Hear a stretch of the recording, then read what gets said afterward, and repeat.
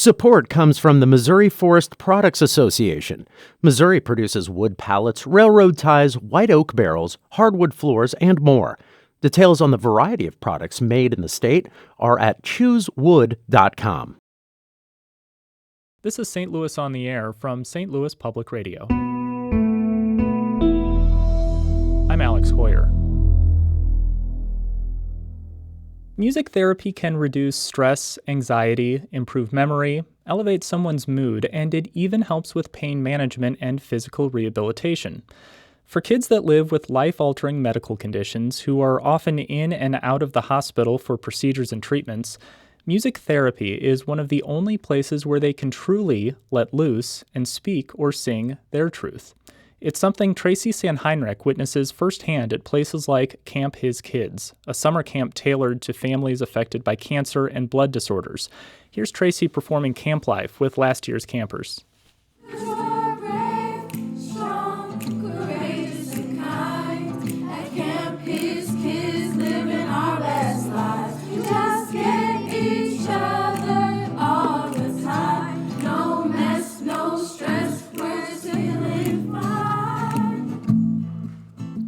When Tracy leads kids in music therapy sessions, she helps them write their own lyrics, choose the composition and the beat, and even play their own instruments. She's the co-founder, co-executive director, and lead music therapist with the Song Society, a St. Louis nonprofit that offers free music therapy, songwriting, recording, and performance experiences for children, teens, and families affected by all types of medical conditions. And she joins me now. Tracy, welcome to St. Louis on the Air. Hi, great to be here. Thanks for having me. Thanks for being here. You and your co-founder, Jamie Kennington, have conducted clinical research on the effects of therapeutic songwriting.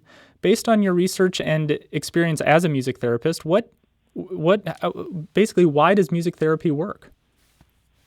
Yeah, when it comes from the research standpoint, Jamie and I worked collectively together on clinical research that really looked at the categorical themes of what children and teens were writing about while experiencing a medical condition in the hospital. Therefore, there were themes that were developed through that research through a deductive analysis where we analyzed actually what children and teens were writing about. The number one categorical theme came down to support system. And that's kind of how the idea of the Song Society was born. Mm-hmm. And just explain, how is this therapeutic songwriting different from songwriting in general? Because a lot of people write music to work through feelings in a way, but how is what you do different from that? Sure. It's a great question. And a lot of people don't truly understand the difference. So yes, as you said, music can be so healing and so beneficial in much different capacities in all types of avenues as well. And people use music for various different things. Therefore, what makes us specifically different is all of these sessions are led by board-certified music therapists. And our unique approach to therapeutic songwriting is that this is usually done within a single session. So therefore, through supportive counseling techniques, the board-certified music therapist is sitting with the patient or the sibling or a client that's helping them process really what they're going through in the here and now. And then we actually help them develop their own song, and really they get to kind of take the wheel in what they want it to sound like, what they want the subject to be about. And sometimes this is often a chance for them to actually really open up and feel okay and safe talking about what they're going through. These clients are really going through some pretty traumatic experiences, so music really can be a positive container for those feelings to exist. Mm-hmm. So the board-certified music therapist helps them process those feelings in a supportive way and turn it into a song. Yeah. So then at the end of the session, after going through the recording process, they have their own original song. Mm-hmm. What first sparked your interest in music therapy? Oh, gosh. I've been a music therapist for almost 15 years. And, I was raised in sort of a musical family. My dad was a musician, a pianist, and then my oldest brother, also vocalist, saxophone player, pianist. I had music in my life for a very long time growing up. And actually sort of what I think originated my inspiration was that I I used to have a grandmother that was in a nursing home for the majority of my young life. And so my dad and I used to do music in the nursing home when I was younger. And I think just having that opportunity to really see what music can do and how it really brings people to life and how it impacts people of all ages. And I think that was just my original inspiration. And then I kind of stumbled across music therapy from just a chance meeting and never looked back. So here I am 15 years later. So 15 years later, and you and Jamie have worked together for about 7 years now and both decided to launch the nonprofit Song Society. Why? Yeah, so Jamie and I have been working together for a few years, and we just, collectively had this inspiration to serve as many kids as possible. And I think throughout the years that her and I have worked together specifically, we used to focus on just cancer and blood disorders from a previous organization that we worked with. And we just truly saw the gap in services and the need for creative arts therapies for children and families that are affected by all types of disease and chronic illness. It's one thing, sometimes cancer treatment or whatever, eventually it has sort of an end for those for the families in the hospital. But that being said, for example, we talk about cancer and late effects. Just because they ring the bell and their treatment is over and maybe their cancer is gone, most of these patients are experiencing late effects of pediatric cancer treatment, meaning they might have a disability moving forward, or they might have hearing loss, or they might have vision loss, or maybe a young adult is having trouble getting pregnant because of the late effects of cancer treatment. So there's still a lot of psychological and psychosocial support that needs to be had for a lot of those patients that are not currently in treatment anymore. In addition to cancer, we just truly saw a gap in services for families affected by chronic illness. So kids that have been born with diseases and that will have a lifelong journey of healing, and we wanted to be a part of that. So that is originally why we started the Song Society. I'd like to bring two other people into the conversation who you've worked with for the past 8 years, both through the Song Society and beforehand. First, we have Abby Schrage, is 19 years old and was diagnosed with a brain tumor when she was 11. She's written several songs with Tracy and performed at various community events through the Song Society. Abby and her mom, Jill Schrage, join me now from their home in Highland, Illinois. Abby and Jill, welcome to St. Louis on the Air. Hello. Thank you. I'm glad to be here. So pleased to have you here. Abby, I want to turn to you. Your first songwriting session happened while you were in your first year of treatment. You were receiving proton radiation treatment at the time. What was that first songwriting session with Tracy like? Well, the first songwriting, I was a bit nervous because I didn't know how this would be. But as we were going through the whole process, I started feeling like lifted. I was feeling energized and happy to do this. I was feeling empowered because I could express my emotions through song that was hard to express through other things. What were you able to express through song that you weren't otherwise able to express? I was able to express that, I didn't know that I was strong and could do these things, but I realized that was going through this, that I was strong and was able to do anything. And that first song that came through that session was called Breakthrough. Tell me about that. Yes, like I was saying, the first line is, I thought I was weak, didn't know what I could do.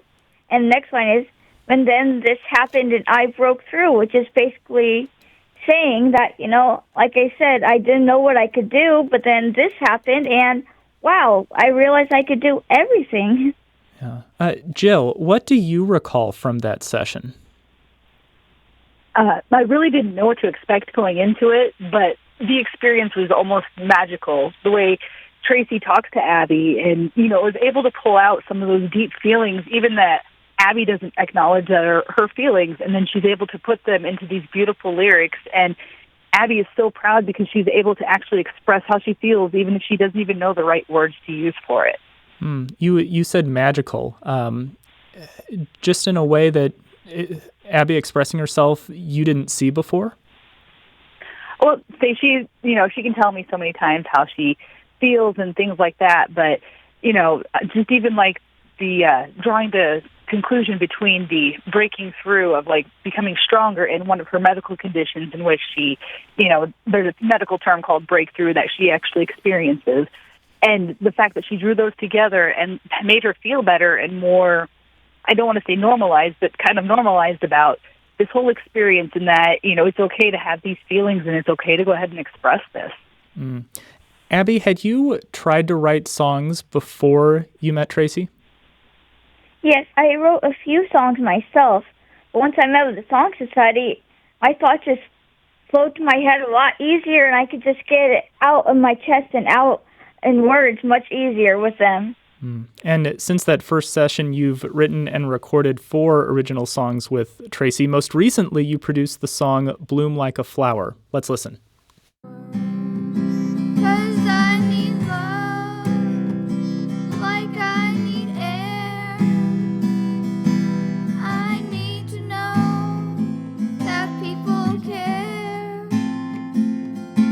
I need to be heard and seen. 'Cause with that power, I can bloom just like a flower. I can bloom just like a flower.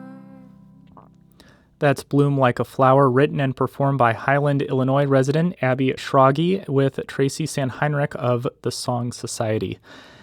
Abby, what's the message of that song? That message is like, kind of saying that's the first one where I'm like, I'm realizing the power that I have, the strength I have to do all this. And like, with that power, I can bloom like a flower. Like, I can, flourish and thrive and, become all that I want to be. I can basically that kind of. Yeah. And Tracy, you had mentioned part of the research that went into what you do, and I was looking at a summary of the findings and the quantitative findings specifically, and words that come out that allow people to express themselves, words like pain, strong, power. Talk a little bit more about the songwriting and how you draw people out to express themselves. Yeah, it kind of just goes back to, specifically in our approach, I think what has been so powerful is the unique relationship that is established rather quickly between the board-certified music therapist and the client or the patient. When this sort of, to echo what Jill said, magic kind of happens in this relationship and trusting aspect that comes and grows within the session between the therapist and client, really creates this safe space for the participant to express what they're going through. And that doesn't always necessarily happen. So the music therapist on our end has to be really good at creating that experience for the participant because, again, this is sort of a single session experience. So in order for us to be able to draw those deep emotions from a client, we have to be able to create that space for them. And that is one of the most unique things about our approach to therapeutic songwriting. Well, and it takes so much talent, too. I mean, to be able to do what you do quickly and with many people, there is so much training and knowledge and experience that goes behind that. So just thank you for what you do with that. Abby, Thank you. You had shared with our producer that a song that you did called Moving Forward was written after a 52-day stay at the hospital, and that 32 of those days you were in the pediatric intensive care unit. Did writing Moving Forward help you process that experience? Yes, it did.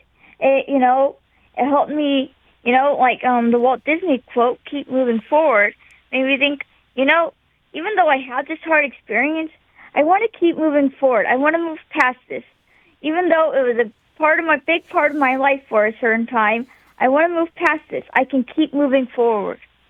And keeping it in song form too. I mean, in a way, you're moving forward, but you're being able to express yourself and kind of always preserve how you moved forward. So now you, Abby, have finished treatment and are in remission. I hear that you recently hit your 5 years all clear mark. Congratulations. Now, Jill, you are passionate about spreading awareness about the late effects of cancer treatment. What do you wish people would better understand about life after cancer treatment? For some people, they are able to go back to their normal routines or a modified normal routine, but for some people, their life can completely change. That's what happened to Abby in that PICU stay. She had strokes to the pons of her brain or the center of her brain, which affected her talking, eating, speaking, or swallowing even down to walking, movement, balance. She has been affected and had to relearn how to do all of those things. She still has residual things, like she needs hearing aids. She has a pill pack that she has to take multiple times a day because, these pills keep her body regulated and normal from functions that her brain can no longer do. And also because of all of this, and the way our society is set up, she's unable to be employed or really, live a normal life as we all see it. So I have to be her full-time caregiver as the other effect of this. So it's far-reaching consequences, and these kids, they don't have that much help. That's why we appreciate organizations like the Song Society, because they acknowledge that there are these kids here that are kind of in this flux or this limbo, and they are still just as valid and just as valuable to our society. Jill, what do you feel when Abby is songwriting or performing? Oh, it's a sense of pride that I can't even put into words. I mean, she amazes me with every little thing that she does. Each time she gets on the stage or writes a new song, I'm just so impressed with her. And the fact that, when in the beginning, she was more timid, and now to where she's doing radio interviews and singing in front of big groups. And I could have never imagined that this kid could do these things. And I am forever grateful for Tracy and even Jamie for all that they've done for her to just help her out in her new normal situation. Mm-hmm. And Abby, what do you feel when you're performing on stage? I feel that I have strength. I can do these things. I feel proud of myself. I feel brave. I feel that I'm like an inspiration for others because I am doing this. Have you had a chance to talk with other people who are going through perhaps similar treatments or similar diagnoses? Yes, I have, and it's really great, especially talking to younger kids than me, and they look up to me like I'm an inspiration. I try to be the best inspiration I can be, but I love inspiring others, especially making the next generation proud and strong that they can do things. Why is that so important to you? I mean, it would be easy enough to move on, but why is it important to you to help others? Because I have the strength, and my mom helps give me some of the strength too to keep moving forward and be proud of myself and move on. So I want to pass that strength on to other people too. That yes, I can do this. I may have gone through a hard thing, but I can still move forward. I can still persevere. I can still do the things I want to do. Abby, your next performance will be at the Song Society benefit concert this Saturday evening. That's January 13th at the Scottish Rite Cathedral. Tracy, who else will be performing on Saturday? So there will be 3 performances and by a family, siblings. So a child that was diagnosed at the age of 4, and then he will be singing with his 2 older siblings. There will be a performance by a young adult who is 27 who will be singing her song, and then also a 14-year-old that will be singing her song as well. Again, the Song Society benefit concert is this Saturday at 6 p.m. at the Scottish Rite Cathedral. Tracy Sanheinrich is the co-founder, co-executive director, and lead music therapist with the Song Society, and Abby Schrage and her mom Jill Schrage are Highland, Illinois residents who have worked with Tracy and the Song Society. Thank you all so much for spending some time with me today. Thanks for having us. Thank you.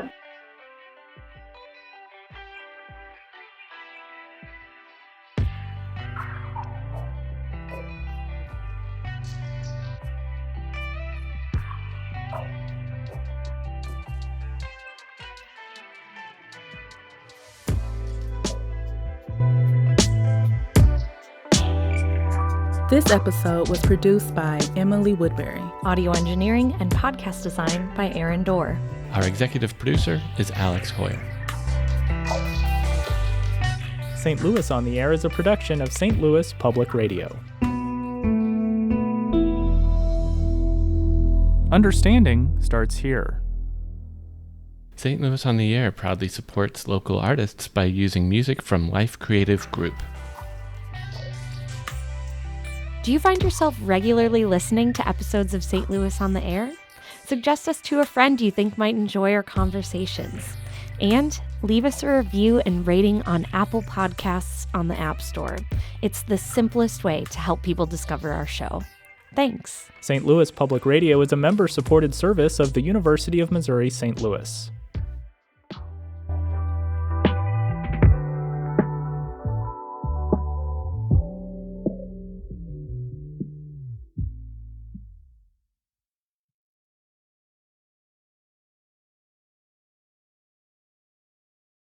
Support comes from the Missouri Forest Products Association, committed to conservation and careful management of the state's forests to make them more resilient and better habitats for wildlife. ChooseWood.com